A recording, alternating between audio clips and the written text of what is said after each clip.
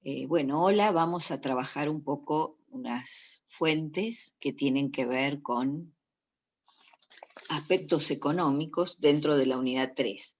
En la unidad 3 tenemos algunas fuentes que hacen alusión a cuestiones más de tipo ideológico, ¿no? Ese mundo de las creencias, que tiene que ver a lo mejor con los símbolos, como una manera de integrar una sociedad, que esta es una característica, ¿no?, de estas antiguas sociedades estatales. Nosotros sabemos que hay relaciones entre esa estructura, esa élite política y administrativa y las comunidades de base, pero hay que mostrar que todo eso forma una unidad ideológicamente, ¿no?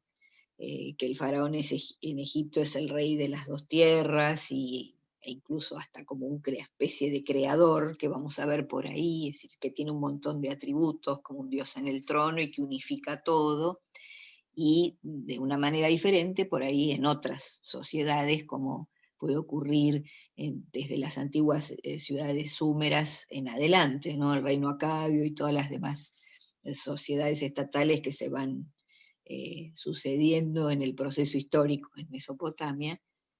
También hay elementos de eso que Yofi llama las formas de integración, ¿no? Es decir, dentro de las sociedades estatales hay diferenciación y sí, se nota que ya se creó alguna desigualdad y a veces con cierto tipo de procesos se puede acentuar esa desigualdad, ya iremos viendo, pero a la vez que eso ocurre y existe, también existe alguna integración. Hay algo en el plano de lo ideológico que hace ver o trata de hacer figurar como que todos son uno, ¿no? Y están todos unidos más o menos armónicamente, ¿no? Que tener un rey es parte del orden cósmico. Lo que pasa es que viene con unos complementos que son las partes económicas que vamos a ver acá, ¿no? El que está dentro de una sociedad estatal eh, va a tener que entregar una parte de su excedente bajo la forma de tributo, ¿no? Entonces, este tipo de fuentes vamos a tener acá. Por un lado, hay algunas que hablan de esas cuestiones ideológicas que están más por el lado de lo simbólico y de la integración. Después hay algunas fuentes en donde se ve la administración en crisis. Tenemos alguna por ahí del primer periodo intermedio en Egipto. Hay muchas otras crisis en el Oriente, pero bueno, esta es muy emblemática y además parece haber marcado mucho a los egipcios, con una serie de consecuencias que incluso hasta parecen pasar por el mundo de las creencias, ¿no? De la mirada de respecto del más allá, ¿no? La otra vida para todos, ¿no? Después de esa crisis del primer periodo intermedio, parece que todos los egipcios se pueden transformar en Osiris después de muertos, cosa que a lo mejor en la etapa anterior del reino antiguo no estaba tan claro. Bueno, es una salida por el lado de las creencias religiosas, pero lo cierto es que hay una crisis muy concreta que tiene que ver con un montón de problemas que vamos a ver en dos fuentes allí, y después tenemos otras que muestran estrictamente el funcionamiento de la administración en relación con la economía, ¿no? Y ahí es donde vemos entre líneas la presencia de la comunidad, quiénes son estos que van a tributar, ¿no?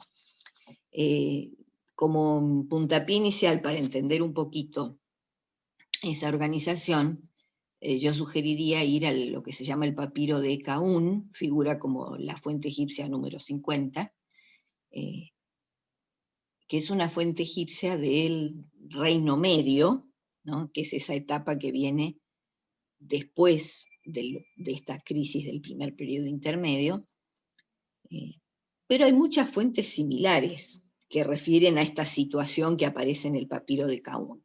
Esta específicamente tiene que ver con una zona, ahí donde está Caún, es una zona que se denomina el Fayum.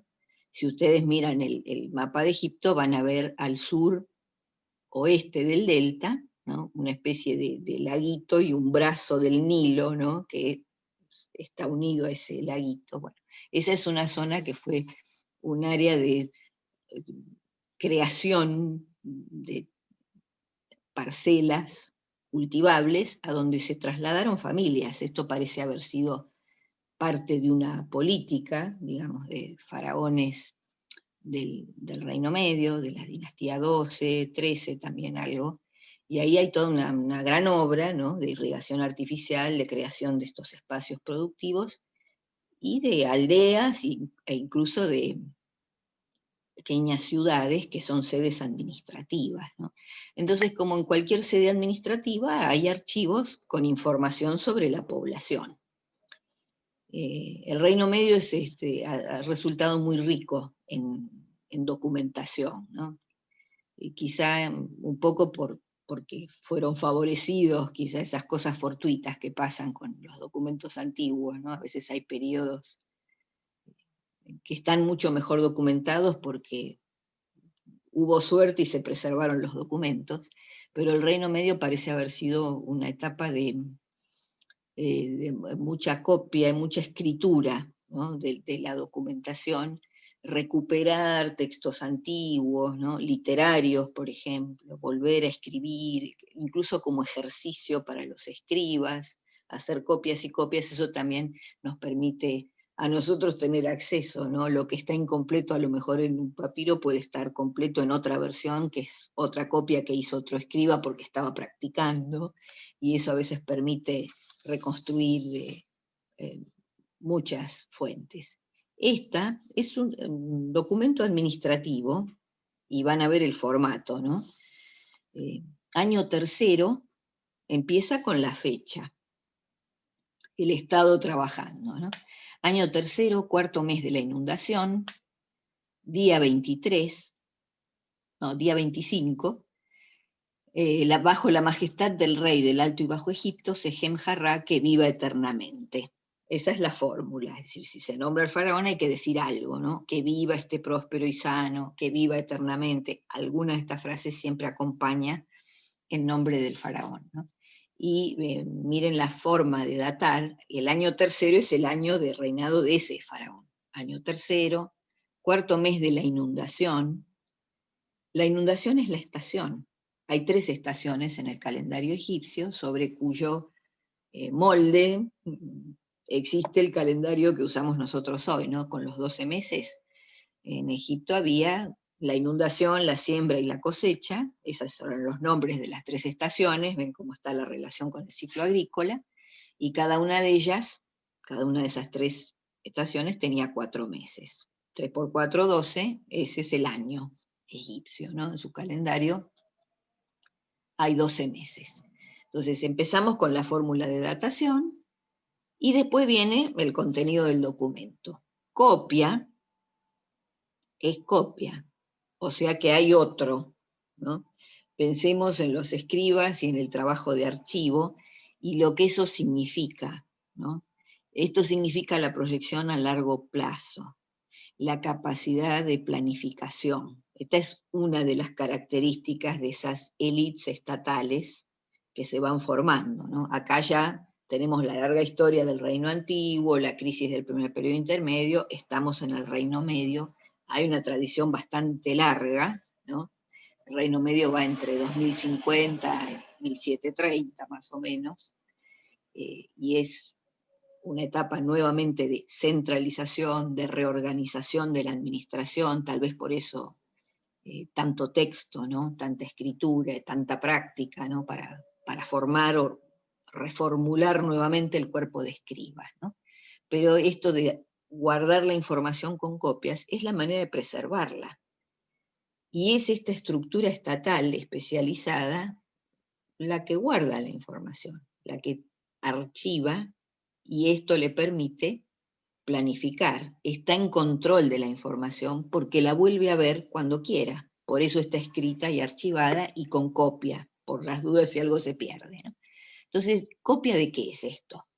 Copia de la declaración de personas de la casa del soldado Snefru, hijo de Hera, que sirvió, su papá Hera, en el segundo cuerpo de reclutas del Distrito Norte. Es decir, padre e hijo tenían el mismo oficio, digamos, ¿no? Y ahora, bueno, el padre evidentemente ya no está, es el soldado Snefru, hijo de Hera, quien está al frente de esta unidad doméstica. Y se habla de la declaración de personas de su casa, ¿no? De la casa de Snefru. La casa, cuando se habla de esto, ustedes ya deben recordar por el tema de comunidad y todo lo que vimos de unidad doméstica, puede ser el lugar bajo cuyo techo habitan, pero no es solo eso, siempre es toda la gente que vive, convive, bajo un mismo techo. Entonces lo que viene a hacer aquí Snefru y esta gente, y están mirando los escribas, es la declaración de personas. Esto es un censo. ¿Mm? Eso es la declaración de personas. Hoy nosotros técnicamente llamamos a esto un censo. Entonces fíjense cómo se presenta el censo, identificando, ¿no?, en esa estructura patriarcal al varón que es el jefe de esa unidad doméstica, en este caso es un soldado, Snefru, hijo de Hera, y después el resto de los miembros de su familia. Es decir, no estamos censando de a uno, cada uno en un casillero aparte. No, se censa por familia, es decir, mantenemos la estructura de lo que es una unidad doméstica, esa unidad de familia con tierra, ¿no? Y entonces declaramos, a ver cuáles son las personas que componen la familia. Su madre X, hija de X, las X son los nombres propios, que acá están omitidos, con una aclaración que no sabemos qué significa, sobre la madre, dice, entre paréntesis, mujer Wab de Gesab, ¿no? Ese Wab y Gesab, palabras en egipcio, cuando se conservan, sea en egipcio, sea en acadio, la palabra en la lengua original, es porque no se sabe exactamente cómo traducir eso, qué significa el término, ¿no? Estas son algunas de las dificultades que tenemos con las fuentes muy antiguas, ¿no?, de estas sociedades orientales. Entonces tiene a su mamá, la madre de su padre X, o sea, la abuela paterna, y después 3 mujeres, que son las 3 hermanas de su padre, o sea, sus tías paternas. Una familia muy peculiar, acá no se habla de niños, no se habla de otros varones, no aparecen. Hay una mención, aparecen indirectamente cuando se dice que todas esas mujeres que están nombradas ahí, que son la familia, la casa de Snefru, del soldado, dice, son mujeres Nemhit, todas, Nemhit, de los trabajadores de la necrópolis del distrito norte. Es decir, son mujeres de los trabajadores, son las esposas, pero acá los maridos no están. Puede ser que esos trabajadores ya hayan muerto y ellas sean viudas. Por eso me inclino más por la traducción de Nemhit, que acá quedó en egipcio, como desprotegidas. Es decir, están ahora bajo el cuidado de Snefru, es el varón de la familia que quedó, este soldado. Entonces, él abarca a estas mujeres como parte de su unidad doméstica, pero bueno, los maridos no están. Si no, a lo mejor podrían declarar todos juntos, si conviven, todavía estuvieran estos trabajadores, ¿no? Dice de la necrópolis del Distrito Norte, bueno, que toda esta zona de Fayum, que se abrió, digamos, al cultivo y con el traslado de familias, como les digo, hubo construcciones de aldeas, de ciudades que son centros administrativos, ¿no? Una es esta Caún, hay otra que se llama Gurov, y por supuesto están los cementerios, para la gente que se trasladó a esos lugares y va a hacer su vida allí, ¿no? Es como una, llamémosle así entre comillas, como una colonización de un espacio nuevo, si ustedes quieren, ¿no? Hubo entrada en la corte, aclara el escriba, con la declaración de las personas de la casa de su padre del año 2.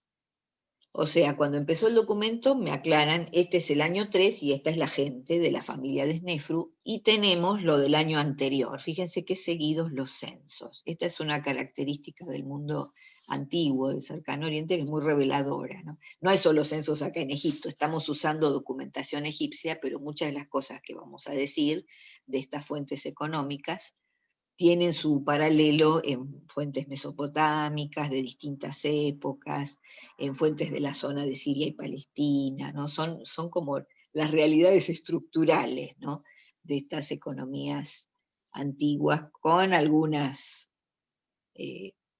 digamos, especificidades en algunos lugares, ¿no? Pero justamente estamos tratando de entender el marco general de esto, ¿no?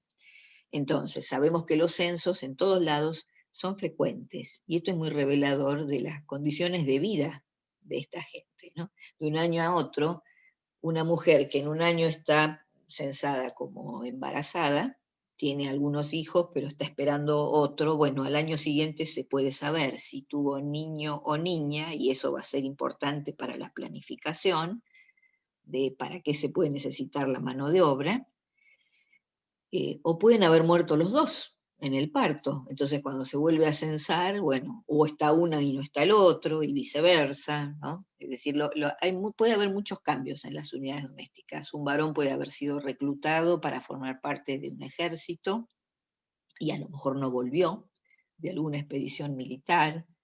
Entonces ya es un hombre menos en esa casa. Y eso consta en los censos, estas variaciones, ¿no?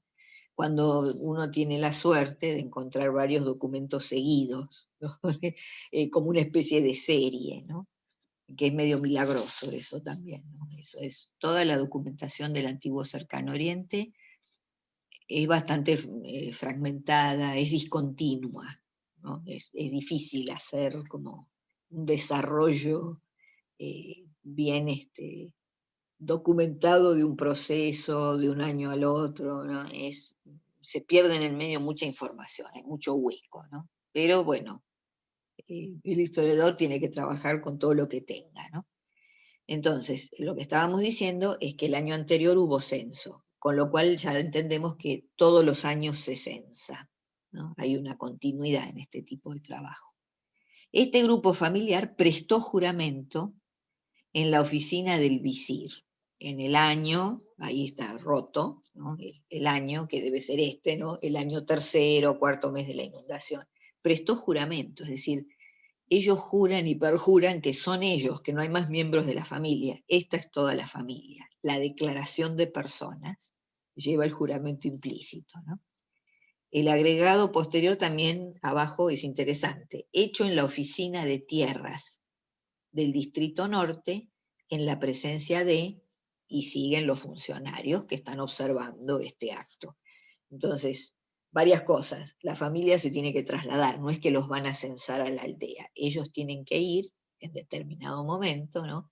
Cuarto mes de la inundación, todavía no ha empezado el trabajo agrícola, hay que esperar que baje el agua, ¿no? Entonces, en esa etapa, en donde no están trabajando el campo, seguramente el Estado interviene, ¿no? Para este tipo de actividades. Bueno, ahora toca el momento del censo. Seguramente habría algún aviso y la gente se va trasladando, ¿no? Ellos van y van a la oficina de tierras. Si recordamos la unidad 2, eh, acuérdense que la unidad doméstica, la idea de comunidad, ¿no? Esta familia, es la familia pero con la tierra también, es decir, con los recursos que le brindan la subsistencia. Visto desde el lado del Estado, la manera de censarlos me permite saber cuántos son para saber de cuánto mano de obra dispongo, pero si lo estoy haciendo en la oficina de tierras, la indicación parece ser que lo que estoy buscando también es ver qué tamaño tiene la parcela. Hay muchas cuentas, ejercicios que hacen los escribas, de cálculo de la productividad del campo según la medida que tiene, ¿no? Lado por lado, un campo que mide tanto o que tiene tal superficie, ¿no? Calcular más o menos cuánta cebada puede producir, u otro grano, ¿no? U otro producto de la tierra. Eh, por eso es la oficina de tierras, porque de esa base agrícola una parte del excedente va a ser requerida como tributo para sostener lo que sería la administración estatal. El tributo siempre es en especie, ¿no? No es en dinero. Hay que esperar a la etapa del colonialismo, cuando son reemplazados los tributos en especie. Por ejemplo, caso típico es el de la India, como gran colonia de los ingleses. Una de las primeras cosas que hacen, bueno, primero aumentar los impuestos, pero además transformarlos, eh, percibirlos, cobrarlos en moneda y no en especie, que era el modo tradicional de las comunidades de la India. Es decir, alguien que ha presenciado esto y que lo conoce muy bien por los informes del Foreign Office es Marx, que en el siglo XIX, cuando la India es colonia de Gran Bretaña, él está ahí, él está viviendo en Londres y en la biblioteca del Museo Británico tiene acceso a las copias de estos informes de los funcionarios coloniales y ve claramente cómo se están desestructurando las comunidades, cómo va a cambiar ese modo de vida muy tradicional, se va a transformar en otra cosa porque va a ser una sociedad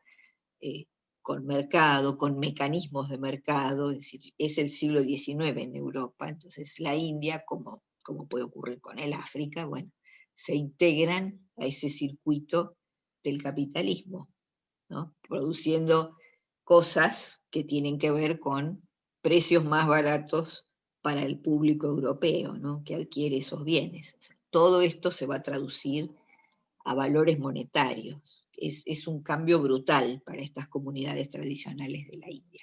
Bueno, acá en Egipto estamos con tributación en especie, productos de la tierra. Generalmente aparece el grano, pero no puede ser solamente grano, a veces hay otro tipo de productos, según las regiones, ya veremos por ahí más adelante alguna otra fuente, puede ser madera, puede ser algún metal, pueden ser incluso productos manufacturados, alguna artesanía local. A veces hay regiones que son famosas por X cuestión, por producción de cerámica o de tejidos. Entonces, eso que sale bien en esa zona es lo que va a pedir el Estado del lugar como tributo, ¿no? Recordemos también que las comunidades producen un excedente que es variado, no solamente para la tributación, hay una parte del excedente que es para ellos mismos, es lo que se llama el fondo de reemplazo, es decir, sirve para reciclar ese ciclo de subsistencia de la comunidad. Si cultivo mucho grano, bueno, una parte de ese grano es para volver a plantar, para tenerlo como semilla, y una parte también para almacenar y poder molerlo y hacer pan con eso, ¿no? Damos un ejemplo, es decir, algo queda del excedente en el seno de la comunidad para sus propias necesidades, como para seguir reproduciendo el ciclo, ¿no? Productivo. Después hay otra parte del excedente, que es el excedente ceremonial, ¿no? La palabra que usa el antropólogo que estudió esto, estudió sociedades campesinas, que es Eric Wolf, en un libro que se llama Los campesinos, bueno, va comparando sociedades campesinas desde México hasta la China, pasando por varios otros lados, pero él observa esto, ¿no? ¿Qué pasa con esas sociedades cuya base de sustentación es la agricultura? Producen excedente, haya o no haya Estado.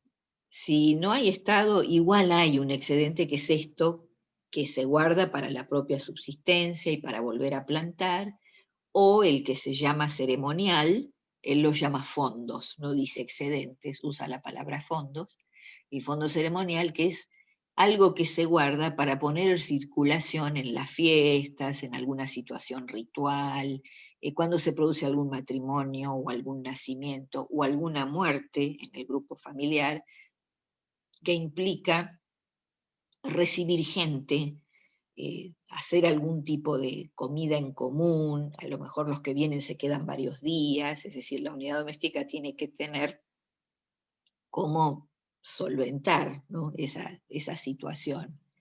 Eh, Tiene que tener bienes reservados para eso. Bueno, para las ocasiones especiales. Bueno, Wolf dice, bueno, ese es el fondo ceremonial. El otro es el fondo de reemplazo, el básico para seguir manteniendo el ciclo, el fondo ceremonial, y el otro fondo, digamos, él lo llama en general, le dice el fondo de renta, es el tributo, en el caso de nuestras sociedades antiguas, que no hay moneda que se entrega al Estado cuando el Estado viene a recaudar, que recauda tributo, un proporcional de ese excedente, que es parte de esas numerosas cuentas que tienen que aprender a hacer los escribas. Me acuerdo de alguna fuente, creo que era una fuente acadia, de un escriba que está enseñándole a otro, ¿no? A un aprendiz, le va a enseñar cómo calcular el tributo. Y le introduce la lección diciéndole, tendrás que calcular la parte del campesino, la parte del rey, ¿ven? Hay un excedente que tiene que quedarle a él, al campesino, sino cómo recicla, ¿no? Cómo restaura, ¿no? Y mantiene ese ciclo productivo. Tiene que tener para volver a plantar, ¿no? Y además tiene que guardar para su alimento hasta la próxima cosecha. Entonces le dice, tienes que calcular la parte del campesino, la parte del rey es el tributo que vienen a buscar los escribas, los funcionarios encargados, y la parte de la langosta, muy realista, ¿no? Porque ahí está uno de los problemas, ¿no? A veces el excedente se diluye porque pasó la langosta, o a veces se obtiene poco porque es un año malo, nunca es uno solo el año malo, generalmente los ciclos agrícolas adversos duran bastante tiempo, ¿no? No es un año malo, sino varios, y esto es terrible, ¿no? Puede tener unas consecuencias muy, muy trágicas para la unidad doméstica, ¿no? Ya van a leer por ahí el artículo sobre el concepto de la economía moral y ya veremos algo de las crisis, ¿no?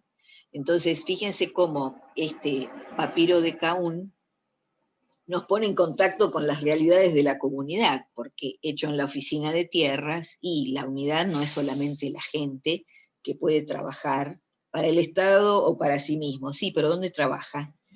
Y en sus tierras familiares, ¿no? Que producen algo, parte de lo cual va a parar al Estado en calidad de tributo, ¿no? Entonces, por eso es interesante que la declaración de personas, el censo, se hace en la oficina de tierras. Es decir, en un solo movimiento nos enteramos de todo, dicen los escribas, ¿no? Bueno, ustedes donde viven, después seguramente puede haber alguna visita de inspección. Y además hay que calcular la productividad de la tierra. ¿Cuánto se le puede pedir a esta gente de tributo? En todas estas son las preocupaciones de la administración. Ahora vamos a ver para qué más puede servir este censo, para calcular otras cosas. Seguimos en el próximo.